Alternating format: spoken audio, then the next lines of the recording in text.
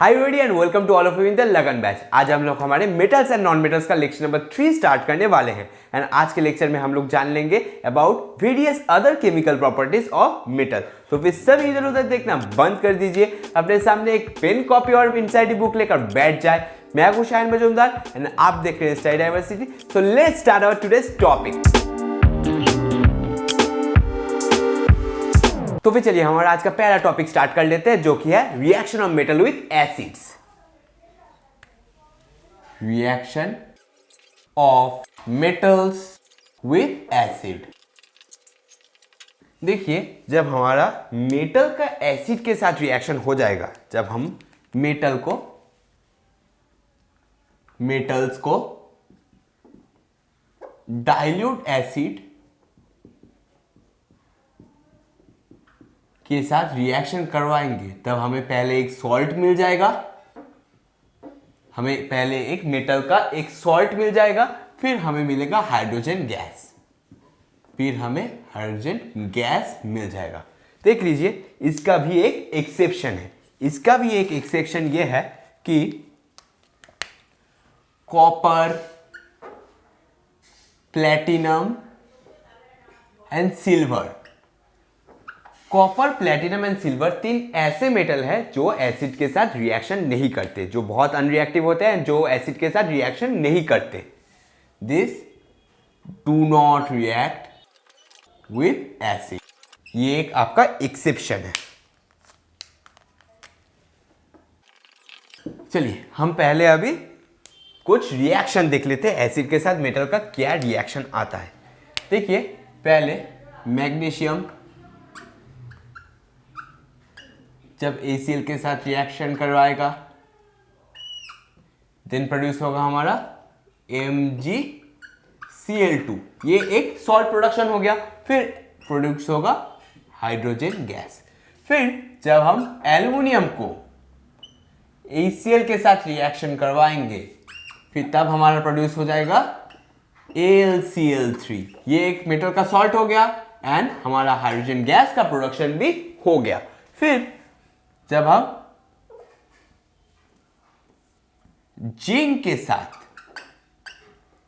ACl का reaction करवाएंगे, तब हमें मिलेगा ZnCl2 एंड हाइड्रोजन गैस का फॉर्मेशन हो जाएगा। फिर जब हम आयरन के साथ ACl का रिएक्शन करवाएंगे, तब हमें मिलेगा FeCl3 एंड हमारा हाइड्रोजन गैस का भी प्रोडक्शन हो जाएगा। देखिए, यहां पर कोई भी रिएक्शन मैंने बैलेंस नहीं किया है, तो फिर आप खुद थोड़ा कष्ट करें एंड खुद इन रिएक्शन को बैलेंस खुद से कर ले। मैं बस रिएक्शन, प्राइम रिएक्शन लिख दिया हूं। अभी देख लीजिए, यहां पर एक एक्सेप्शन भी है। पहले बोल देता हूं, यहां पर सभी मेटल सॉल्ट प्रोड्यूस हुआ है एंड यहां पर हाइड्रोजन गैस प्रोडक्शन हो गया है हमारा। तो फिर यहां पर एक छोटा सा एक्सेप्शन है। एक्सेप्शन क्या है, देख लीजिए, हम जब मेटल को नाइट्रिक एसिड में डिसॉल्व करेंगे या फिर मेटल को नाइट्रिक एसिड के अंदर डालेंगे, तब हाइड्रोजन गैस का प्रोडक्शन नहीं होगा, तब ये हाइड्रोजन गैस प्रोड्यूस ही नहीं होगा। इंस्टेड ऑफ हाइड्रोजन गैस हमें वाटर मिल जाएगा। क्यों? क्योंकि नाइट्रिक एसिड जो है, it is a good oxidizing agent. Nitric acid जो है HNO3 is a good oxidizing agent. It instantly oxidizes the hydrogen gas produced into water. It instantly oxidizes the hydrogen gas produced into water. चलिए exception में लिख देंगे कि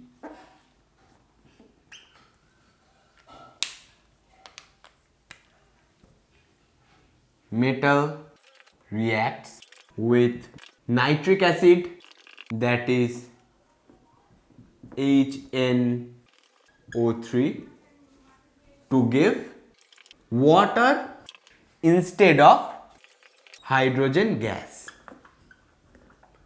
To give water instead of hydrogen gas, because HNO3 is a good oxidizing agent. HNO3 is a good oxidizing agent and the hydrogen gas produced is oxidized immediately to water. And the hydrogen gas produced is oxidized immediately to water।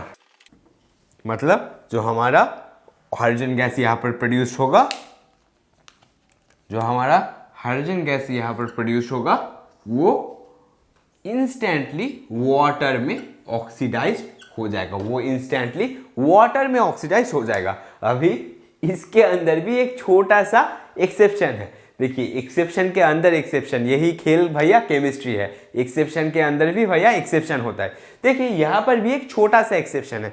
वो exception क्या है? देखिए magnesium and manganese are such metal which react even with nitric acid to produce hydrogen gas। Magnesium and manganese are such metal which react even with nitric acid to give hydrogen gas। इसके अंदर भी एक exception है जो कि है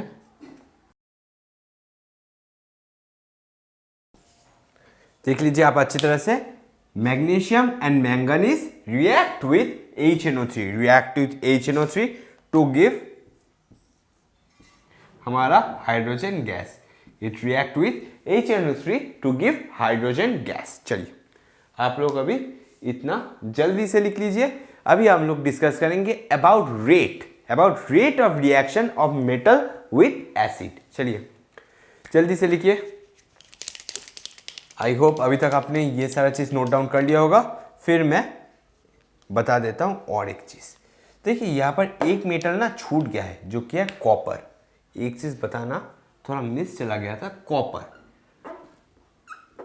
copper का जब आप ACl के साथ रिएक्शन करवाओगे, कॉपर का जब आप ACl के साथ रिएक्शन करवाओगे तब कोई भी रिएक्शन नहीं होगा। ओ ये चीज़ ना पहले ही मैंने बता दिया था, ये सेपरेट एक रिएक्शन लिखा था आपके बुक में, इसलिए मैं लिख दे रहा हूँ और एक बार से कि कॉपर का जब ACl के साथ आप रिएक्शन करवाओगे तो फिर कोई भी रिएक्शन नहीं होगा, नो रिएक्शन।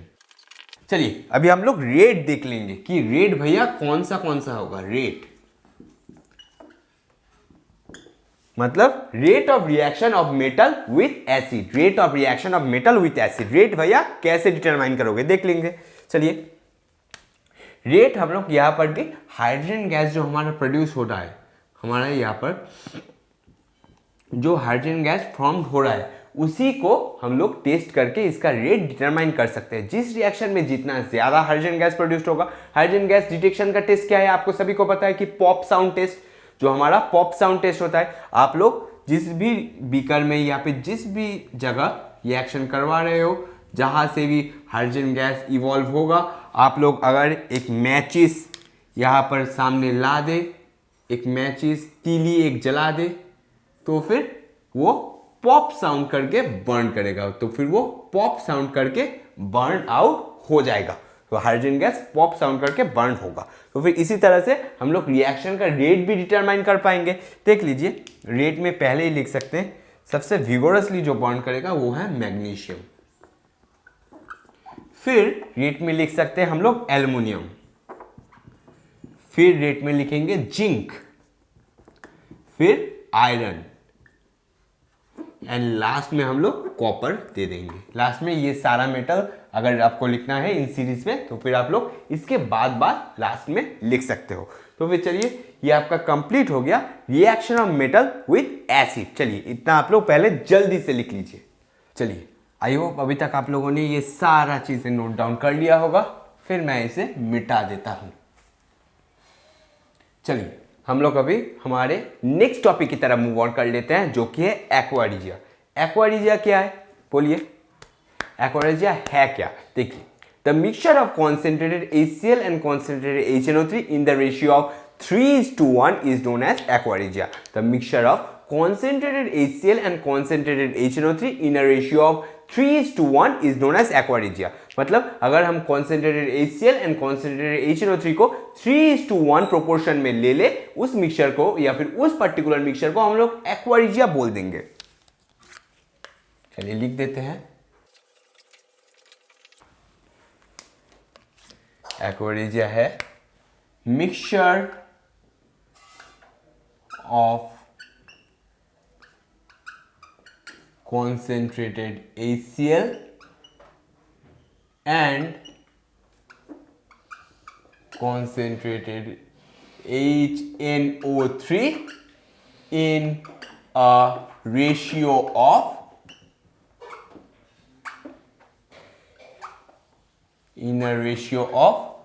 3:1.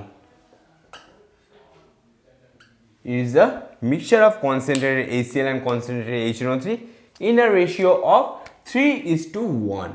जब हम इस फिक्स प्रोपोर्शन में हम लोग HCl एंड HNO3 को मिक्स करेंगे या फिर उनका मिक्सचर बनाएंगे तब उसे हम लोग एक्वारिजिया बोल देंगे। देखिए एक्वारिजिया का एक बहुत अच्छा प्रॉपर्टी ये है, जो इनर्ट मेटल्स हैं हमारे पास जैसे कि गोल्ड, सिल्वर, इनको भी एक्वारिजिया मेल्ट करवा सकते हैं। एक्वारिजिया का इतना पावर रहता है कि वो इनर्ट मेटल को भी रिएक्ट करके मेल्ट करवा सकते हैं कि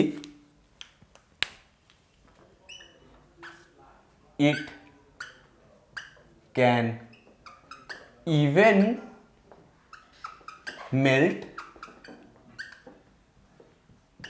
इनर्ट मेटल। इनर्ट मेटल कौन कौन से हैं? इनर्ट मेटल हमारे पास हो जाएगा सिल्वर एंड गोल्ड।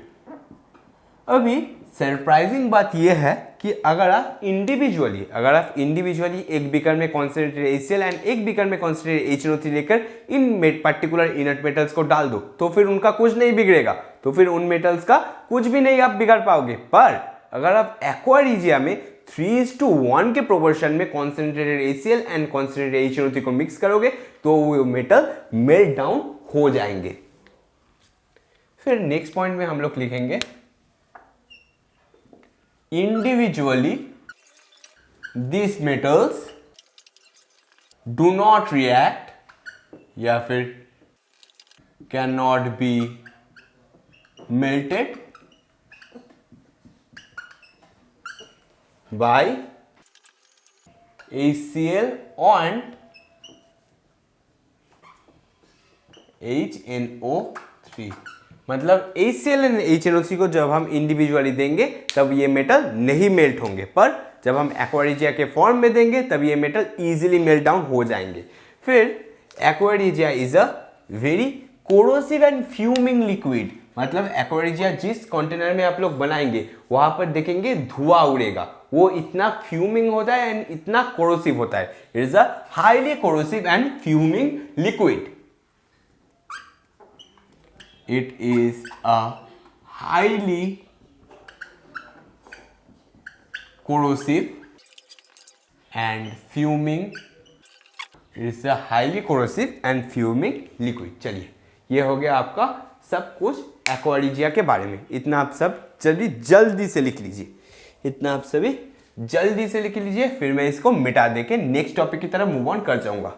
चलिए ठीक है, आई होप अभी ने स्क्रीनशॉट उठा लिया होगा, तो फिर मैं इसे मिटा देता हूं। चलिए हम आज के हमारे नेक्स्ट टॉपिक की तरफ मूव ऑन कर लेते हैं, जो कि है एनोडाइजिंग। तो फिर सभी हेडिंग दे लीजिए एनोडाइजिंग। एनोडाइजिंग भैया ये एनोडाइजिंग क्या भला है? चलिए देख लेते हैं। देखिए एनोडाइजिंग मेनली हम लोग एल्युमिनियम मेटल के ऊपर ही करवाते हैं। एनोडाइजिंग का प्रोसेस है वो मेनली हम लोग एल्युमिनियम मेटल के ऊपर ही करवाते हैं। Anodizing is a process of forming a protective layer of oxide on a particular metal. Anodizing is a process of forming a protective layer of oxide upon a particular metal.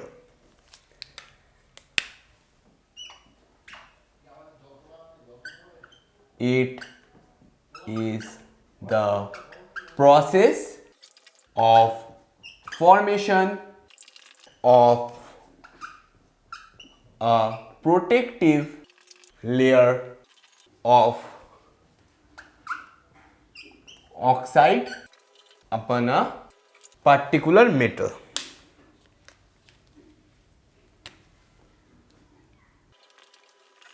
फिर लिख सकते हैं anodizing is mainly performed on aluminium metal. Aluminizing कौन से metal के तरफ या फिर कौन से मेटल के लिए मेनली परफॉर्म किया जाता है? Anodizing is mainly performed over aluminium metal.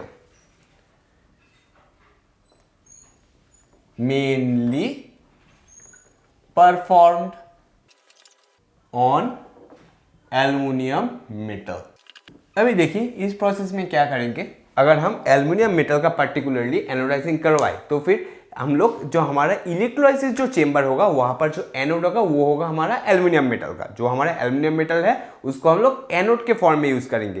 फिर जो इलेक्ट्रोलाइसिस चेंबर में जो इलेक्ट्रोलाइसिस सॉल्यूशन होगा वो होगा डाइल्यूट सल्फ्यूरिक एसिड। अभी जब हम इलेक्ट्रोलाइसिस करवाएंगे या फिर इलेक्ट्रिसिटी को पास करवाएंगे, इलेक्ट्रोलाइसिस प्रोसेस के दौरान जब इलेक्ट्रिसिटी को पास करवाएंगे तब क्या होगा, तब एनोड की तरफ हम लोग ऑक्सीजन गैस इवॉल्व होगा। तब एनोड की तरफ हमारा ऑक्सीजन जो गैस है वो इवॉल्व होगा। वही ऑक्सीजन गैस एल्युमिनियम के साथ रिएक्शन करेगा एंड वो एल्युमिनियम ऑक्साइड एक प्रोटेक्टिव लेयर का फॉर्मेशन करवा देगा। यही मेन साइंस है। तो फिर मैं इसे और एक बार रिपीट कर देता हूं, जल्दी से सुन लीजिए। पहले हम लोग उसका इलेक्ट्रोलाइसिस करवाएंगे। जब अगर हमें एक पर्टिकुलर एल्युमिनियम मेटल का हमें एनोडाइजिंग करवाना है तब हम उसका इलेक्ट्रोलाइसिस करवाएंगे। इलेक्ट्रोलाइसिस चेंबर में हमारा जो एनोड होगा वो हम लोग बनाएंगे हमारा एल्युमिनियम मेटल का। फिर हम लोग हमारा जो इलेक्ट्रोलाइसिस चेंबर होगा वहां पर जो इलेक्ट्रोलाइसिस सॉल्यूशन होगा वो होगा हमारा डाइल्यूट सल्फ्यूरिक एसिड। तो फिर डाइल्यूट सल्फ्यूरिक एसिड से जब हम इलेक्ट्रोलाइसिस करवाएंगे तब हमें मिलेगा कि एनोड की तरफ ऑक्सीजन गैस इवॉल्व हो रहा है। अभी वही ऑक्सीजन गैस क्या होगा, वही ऑक्सीजन गैस उसी एल्युमिनियम मेटल के साथ रिएक्ट करके हमारा एक protective layer of aluminium oxide का फॉर्मेशन करवा देगा। देखिए हम लोग लिख सकते हैं here aluminium metal acts as anode and a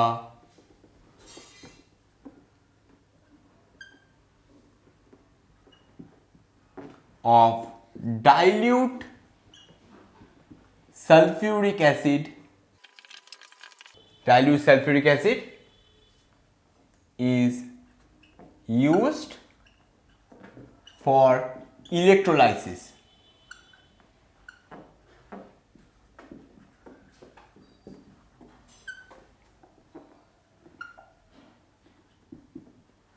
अभी क्या होगा, अभी हमारा जब इलेक्ट्रोलाइसिस प्रोसेस शुरू होगा तब हमारा एनोड की तरफ से हमारा ऑक्सीजन गैस इवॉल्व होगा।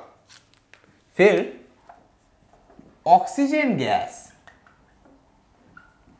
is evolved from anode side. अभी क्या होगा, अभी यही ऑक्सीजन गैस हमारा एल्युमिनियम जो मेटल है उसके साथ रिएक्ट करेगा एंड एक protective layer of aluminium oxide form करवा देगा। अभी ऑक्सीजन गैस reacts with हमारा aluminium metal to form a protective layer of aluminum oxide, that is Al2O3।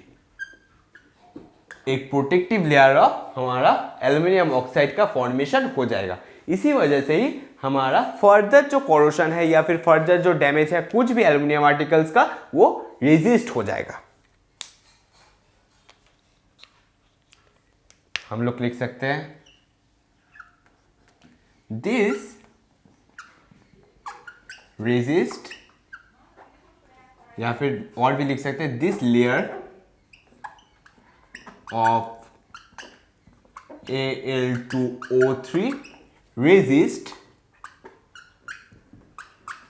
further damage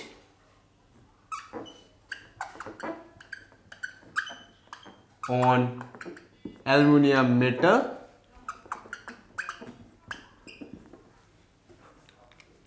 by external environment।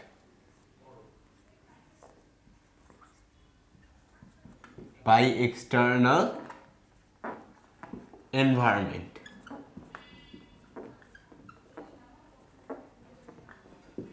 अच्छा, तो फिर ये डैमेज को प्रोटेक्ट करेगा, एक प्रोटेक्टिव लेयर के रूप में काम करेगा। अभी क्या होता है, अभी देख लेंगे, आप लोग एल्युमिनियम मेटल को बहुत सारा कलर भी दे सकते हैं। हम लोग एल्युमिनियम मेटल को बहुत सारा कलर भी दे सकते हैं। उस कलर को देने में भी हमारा एल्युमिनियम ऑक्साइड जो Al2O3 है उसका एक इंपॉर्टेंट रोल रहता है, क्योंकि जब हमारा पहले एल्युमिनियम ऑक्साइड का फॉर्मेशन हो गया, एक एल्युमिनियम ऑक्साइड का लेयर का फॉर्मेशन हो गया एल्युमिनियम मेटल के ऊपर, फिर हम उसी एल्युमिनियम ऑक्साइड के लेयर के ऊपर कलर भी इजीली दे सकते हैं, इजीली एक कलर का कोट दे सकते हैं।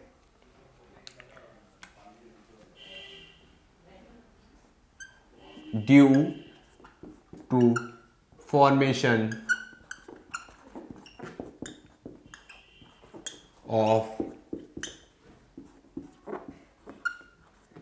layer of Al2O3, due to formation of layer of Al2O3, aluminum particles can be colored easily, can be colored easily due to formation of a layer of Al2O3 the aluminum particles can be colored easily। चलिए, तो फिर ये आपका हो गया complete about anodisation. चलिए आप लोग इसको जल्दी से अभी लिख लीजिए। आई थिंक अभी तक आप लोगों ने ये सारा चीज़ें लिख लिया होगा and I hope all of you have taken the notes of today's lecture. आज मैंने आपको जो भी कुछ बताया about aqua regia, anodizing and chemical properties of metal के बारे में, आपको सब कुछ कॉन्सेप्ट क्रिस्टल क्लियर वे से समझ आ गया होगा। एंड फिर भी आपको अगर लेक्चर समझने में ज़रा सा भी दिक्कत हुआ होगा या फिर मेरा ये एक्सीलेंट सा हैंडराइटिंग समझने में ज़रा सा भी दिक्कत हुआ होगा तो आप मुझे ज़रूर कमेंट करें। मैं आपका पर्टिकुलर डाउट, हाँ तुम्हारा पर्टिकुलर डाउट नेक्स्ट वीडियो का जो लास्ट सेक्शन होगा वहां पर कवर कर दूंगा। And thanks for attending my lecture.